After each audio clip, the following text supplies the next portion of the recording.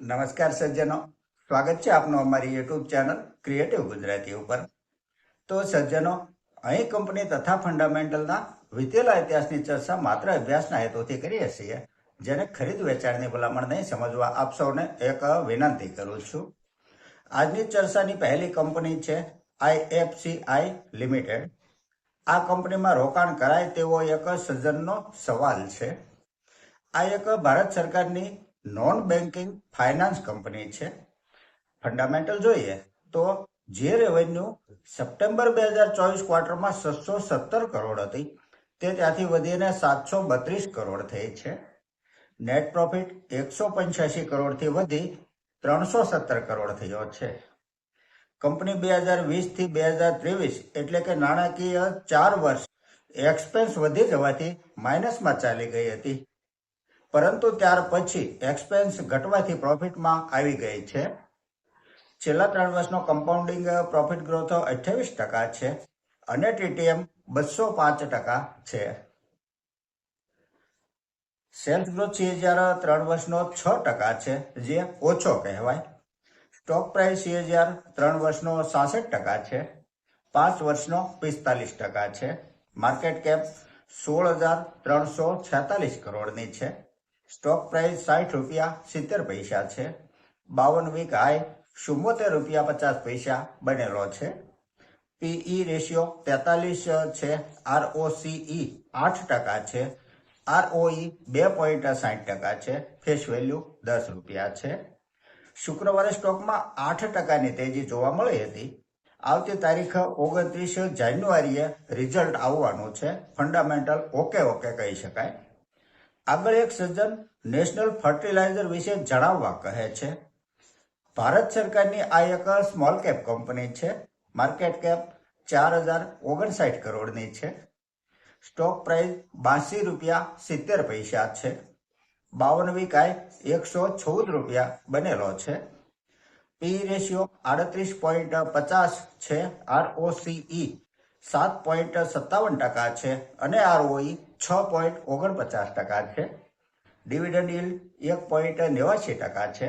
Face value ₹10 છે. September 2024 ક્વાર્ટરમાં 4,370 કરોડનું સેલ્સ હતું તે ત્યાંથી વધી 6,763 કરોડ થયું છે. સેલ્સમાં તો સારો એવો વધારો છે, પરંતુ સરકારી કંપનીમાં દિક્કત એ છે કે એક્સપેન્સ કોઈ વાર વધી જવાથી તેની અસર નેટ પ્રોફિટ ઉપર દેખાય છે. આ કંપનીમાં પણ કંઈક એવું જ બનેલું છે. 12 કરોડનો જે નેટ પ્રોફિટ હતો તે -36 કરોડ બતાવ્યો છે. લાસ્ટ ક્વાર્ટરમાં 36 કરોડ માઇનસ બતાવ્યો છે. નેટ પ્રોફિટ વધારે અપડાઉન રહે છે. 2,074 કરોડના રિઝર્વ સામે બોરોવિંગ 4,537 કરોડ છે, જે રિઝર્વની સરખામણીએ ડબલથી પણ વધારે કહી શકાય. માટે એકાદ ક્વાર્ટરનું રિઝલ્ટ જો સારું આવે અને એક્સપેન્સ કાબુમાં રહે તો નિવેશ વિશે વિચારી શકાય. આગળ એક સજ્જન ટીના રબર તથા ડાયનામિક કેબલ વિશે માહિતી આપવા કહે છે. તો ટીના રબરનું ફંડામેન્ટલ જોઈએ ને તો જે સેલ્સ સપ્ટેમ્બર 2024 ક્વાર્ટરમાં 118 કરોડ હતું તે 120 કરોડ થયું છે. નેટ પ્રોફિટ જે 12 કરોડ હતો તે 12 કરોડ રહ્યો છે. છેલ્લા 3 વર્ષનો કમ્પાઉન્ડિંગ પ્રોફિટ ગ્રોથ 41% છે. TTM -18% છે, જે નેગેટિવ પોઈન્ટ છે કંપનીનો. વર્તમાન સમયમાં કંપનીનું પરફોર્મન્સ નબળું કહી શકાય. આગળની કંપની છે ડાયનામિક કેબલ્સ લિમિટેડ. અલગ ક્ષમતાવાળા પાવર કેબલ્સ બનાવતી આ કંપનીનું ફંડામેન્ટલ જોઈએ તો જે સેલ્સ સપ્ટેમ્બર 2024 ક્વાર્ટરમાં 234 કરોડ હતું તે ત્યાંથી વધી 282 કરોડ થયો છે. નેટ પ્રોફિટ 14 કરોડથી વધી 20 કરોડ થયો છે. છેલ્લા 3 વર્ષનો કમ્પાઉન્ડિંગ પ્રોફિટ ગ્રોથ 28% છે. TTM 65% છે. સેલ્સ ગ્રોથ CAGR 3 વર્ષનો 22% છે. બેલેન્સ શીટ જોઈએ તો બોરોવિંગ 77 કરોડ છે. રિઝર્વ કંપની પાસે 362 કરોડ છે. માર્કેટ કેપ 1,494 કરોડ છે. સ્ટોક પ્રાઇસ ₹308 છે. 52 વીક હાઈ ₹527 બનેલો છે. PE રેશિયો 19 છે.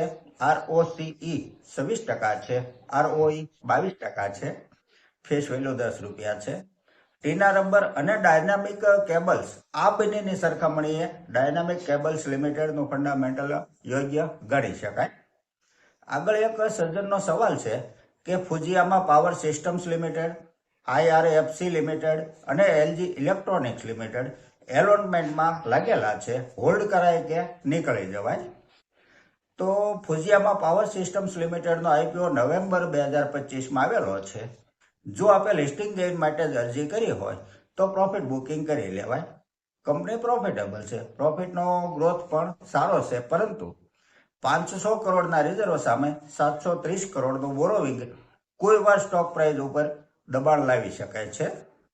આગળની કંપની છે IRFC, Indian railway finance corporation limited. Bharat સરકારની આ કંપનીનું રિઝલ્ટ આવતીકાલે આવવાનું છે. રિઝલ્ટ જો સારું આવશે તેવી અપેક્ષા પણ છે. જો રિઝલ્ટમાં કોઈ મેજર નેગેટિવ પોઈન્ટ ન દેખાય તો હોલ્ડ કરાય, કારણ કે 52 વીક હાઈ 156 રૂપિયાનો બનેલો છે. ત્યારે જો આપણે પ્રોફિટ બુકિંગ ન કર્યો હોય તો હાલમાં 122 રૂપિયા ટેકનિકલી લગભગ સપોર્ટ ઝોનમાં ટ્રેડ કરે છે તેવું કહી શકાય, માટે હોલ્ડ કરાય. આગળની કંપની છે LG electronics India limited. October 2025માં IPO આવેલો છે. લિસ્ટિંગ પ્રાઇસથી સ્ટોક થોડો ઘટેલો પણ છે, પરંતુ ઓફર પ્રાઇસથી પ્રોફિટમાં છે.